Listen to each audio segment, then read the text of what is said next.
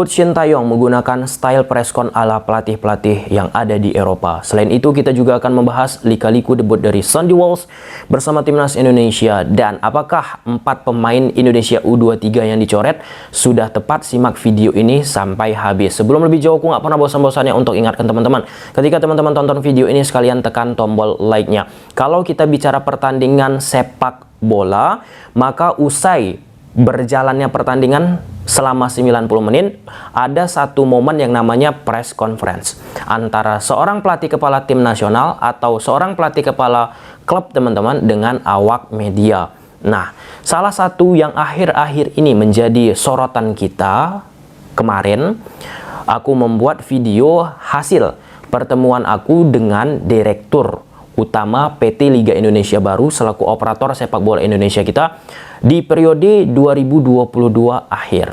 Nah, di situ Dirut PT LIB kala itu mengatakan kepada aku, di Liga Indonesia pelatih-pelatihnya itu ketika di sesi preskon, baik itu sebelum pertandingan dan sesudah pertandingan, biasanya hanya menyampaikan pesan-pesan yang bersifat normatif. Ini kita nggak memukul rata semua pelatih, teman-teman. Ada beberapa pelatih yang juga mengikuti style-style ala preskon yang dilakukan pelatih-pelatih di sepak bola elit Eropa. Nah, contoh sifat normatif yang disampaikan sebelum pertandingan dan sesudah pertandingan oleh pelatih yang ada di sepak bola Indonesia seperti apa? Ini sebelum pertandingan ya. Contoh, ya, kami sudah mempersiapkan diri dan berlatih keras untuk menghadapi laga ini. Semoga mendapatkan hasil yang terbaik. Contoh, kalau misalnya sesudah pertandingan, ya, ini merupakan kemenangan yang penting bagi kami, vitamin, modal penting untuk menghadapi melakoni laga-laga berikutnya. Nah, kenapa aku menyoroti sifat normatif yang disampaikan oleh pelatih-pelatih sepak bola Indonesia ketika sebelum pertandingan dan sesudah pertandingan? Ini penting untuk meningkatkan branding, khususnya untuk pelatih kepala itu sendiri. Dan yang kedua, bagaimana agar masyarakat pun tahu, pecinta sepak bola Indonesia pun tahu, teredukasi nih dengan statement-statement yang disampaikan oleh pelatih. Kalau misalnya kita bicara normatif, maka ya, aku nggak katakan pelatih-pelatih yang bersikap normatif dari sisi komunikasinya itu salah, enggak. Tetapi bagaimana nih kita bisa memberikan influence, edukasi kepada penonton sepak bola yang ada di Indonesia. Lalu kita balikkan ke konteks Coach Shin Tae-yong di awal tadi aku sebutkan menggunakan style-style preskon ala pelatih yang ada di sepak bola elit Eropa. Kalau kita bicara di sepak bola elit Eropa, teman-teman, kita persempit. Sesudah pertandingan, biasanya pelatih-pelatih tersebut membicarakan taktik, membicarakan kunci apa yang mereka lakukan sehingga memenangkan pertandingan, dan seterusnya. Sehingga ketika pelatih tersebut membongkar dan membahas hal tersebut ke awak media, dan awak media yang ada di Inggris tentu menyebarkan informasi tersebut kepada masyarakat sepak bola yang ada di dunia, teman-teman, ya, lebih konstruktif kan, lebih membangun. Jadi di dataran diskursus pecinta sepak bola Indonesia lebih bervariasi, cenderung kalau kita hanya bersifat normatif. Contoh normatif tadi udah aku jelaskan, ini merupakan kemenangan yang penting, contohnya seperti itu. Semoga laga-laga kedepannya kami menghasilkan hasil-hasil yang positif. Nah, Coach Shin Tae-yong usai Indonesia mengalahkan Turkmenistan, diskursusnya pun bagus banget nih. Ia sampaikan ke masyarakat pecinta sepak bola Indonesia. Apa yang ia bilang? Pada pertandingan hari ini, kami menggunakan 3 bek tengah. Kemudian, pada babak kedua, kami ingin fokus menyerang. Akhirnya kami main dengan formasi 4-4-2. 4-4-2 yang digunakan oleh Coach Shin Tae-yong. Di depan ada Dendi dan Adam Alis. Adam Alis itu pun kadang bergerak dia ke belakang untuk mengganggu sebagai cover shadow lah ya. 2 double pivot yang dimainkan oleh Turkmenistan. Kemudian pada menit-menit akhir pertandingan kami main 3-4-3. Namun pemain mampu mengikuti instruksi pemain dengan baik. Jadi kita bisa dapat kemenangan. Nah, jadi ketika Coach Shin Tae-yong melontarkan statement itu, ada diskursus nih. Apa yang dilakukan oleh Coach Shin Tae-yong, masyarakat pun tahu bahwasannya Coach Shin Tae-yong mencoba beberapa taktik. Dan dengan hal itu juga Coach Shin Tae-yong pun banyak mendapat pelajaran. Pelajarannya seperti apa? Yang sudah kita bahas di review pertandingan Indonesia menghadapi Turkmenistan. Aku harap teman-teman sudah tonton, nggak mungkin kita ulang lagi semuanya. Bahwasanya dengan menggunakan pola 3 back itu defensif dari Indonesia oke banget.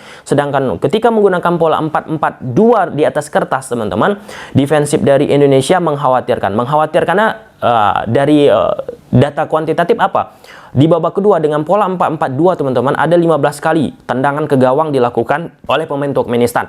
Sedangkan dengan menggunakan pola 3 back di babak pertama hanya kurang lebih 4 kali tendangan yang dilakukan oleh pemain Turkmenistan. Nah, dengan pertimbangan itu pasti Coach Sintayong pun udah bisa nih mengukur sebaiknya Indonesia menggunakan pola yang mana saat menghadapi tim-tim yang superior. Jadi teman-teman, yang aku harapkan itu misal teman-teman selesai menonton pertandingan Indonesia bersama Coach Sintayong atau Coach Indra Sapri ataupun Coach Bima Sakti, teman-teman coba dengar pressconnya.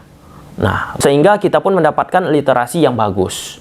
Nah, dengan mendapatkan literasi yang bagus, kita tahu arah permainan timnas Indonesia ini kemana. Sekali lagi teman-teman, aku tidak menyalahkan pelatih yang bersifat normatif, teknik komunikasi yang mungkin ya seperti itulah kondisinya. Tapi kita bicara bagaimana di sesi preskon itu kita membuat situasi yang menarik sehingga orang yang tidak mempedulikan dalam tanda petik sesi preskon jadi interest, tertarik untuk menonton, melihat preskon yang dilakukan oleh seorang pelatih kepala. Oke, kita masuk ke topik yang kedua. Debut yang dilakukan oleh Sandy Walsh. Nah, untuk laga pertama, ya ini bukan debut yang buruk bagi Sandy Walsh. Itu dulu. Kemudian yang kedua, ada banyak aku mendapatkan ya komentar di kolom komentar kanal YouTube Tommy Deski ini, Sandy Walsh harusnya bukan posisinya berada di sektor center back sebelah kanan dengan menggunakan 3 back ataupun berduet dengan pola 4-4-2 di babak kedua bersama Jordi Amat. Bukan sebenarnya posisinya seperti itu. Nah, untuk debutnya Sandy Walsh, teman-teman, bersama Coach Sintayong, ya ini hal wajar bagi aku. Coach Sintayong pun pasti melihat, pasti sedang mencari juga di mana pada akhirnya posisi yang dimiliki oleh Sandy Walsh itu yang tepat. Nah, di samping itu kita pun harus mengakui di lini wingback kanan, wingback kiri, teman-teman, ataupun 3 pemain belakang, jika full tim squad yang dimiliki oleh Coach Sintayong bersama timnas Indonesia senior itu persaingannya luar biasa. Jadi ya nggak salah juga seorang pelatih kepala melakukan percobaan di posisi-posisi yang mungkin itu jarang digunakan oleh seorang pemain ketika mereka bertanding. Karena kita harus mengetahui, teman-teman, Coach Sintayong ia salah satunya mengidolakan Pep Guardiola, pelatih dari Man City. Pep Guardiola itu salah satu keunggulannya, teman-teman, mampu membuat pemain yang dulu yang nggak pernah main di posisi A, tapi tiba-tiba digunakan oleh Pep Guardiola di posisi A, dan pemain tersebut pun mampu menghasilkan permainan yang luar biasa di posisi tersebut.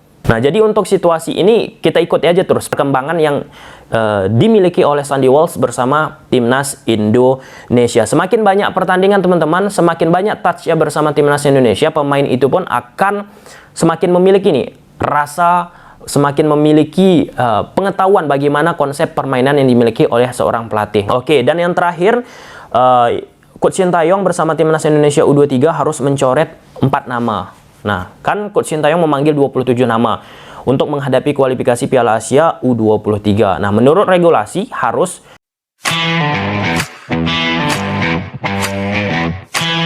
jadi ada 4 pemain yang harus mau nggak mau dicoret. Yang pertama Beckham Putra dicoret karena cedera, jadi itu ya nggak perlu banyak perdebatan. Kemudian ada Akbar Arjunsyah. Ya, menurut aku dari sisi teknis penilaian yang dilakukan oleh Coach Sintayong ini sangat-sangat terukur banget. Kebetulan aku, teman-teman, mengikuti pertandingan Liga 1 Indonesia continue, bukan hanya pertandingan top-top elit, tetapi ya semua pertandingan lah yang dianggap bukan super big match pun aku tonton. Akbar Arjunsyah memang bersama Persija ya belum lah ya menjadi pemain inti, belum menjadi pemain pilihan utama. Jadi dalam momen ini keputusannya cermat aku rasa, tanpa mengulangi rasa hormat untuk Akbar Arjunsyah. Kemudian Victor Detan bersama PSM Makassar. Aku bilang Victor Detan memiliki potensi bersama timnas Indonesia. Tetapi ketika aku menonton pertandingan Victor Detan di daerah final third, keputusan ataupun decision makingnya belum begitu masak. Nah, jadi perlu waktu terus untuk Akbar Arjunsyah dan Victor Detan mendapatkan menit bermain, sehingga apa yang kurang semakin terangkat untuk 2 pemain tersebut, termasuk dengan Taufani juga. Jadi untuk 4 pemain ini aku rasa ya nggak ada perdebatan untuk kali ini belum mendapatkan kesempatan. Bukan menutup kemungkinan mereka pun akan tidak mendapatkan kesempatan lagi. Terus berikan yang terbaik di liga, bagus, pasti akan dipantau. Contoh seperti Nadio, Egy Maulana Fikri. Egy Maulana Fikri teman-teman di Dewa United itu potensial terus dimain-mainkan sehingga banyak menit bermain, ya pun layak akhirnya dipanggil lagi ke timnas Indonesia. Oke, sampai sini dulu aja teman-teman videonya. Semoga teman-teman suka. Bye.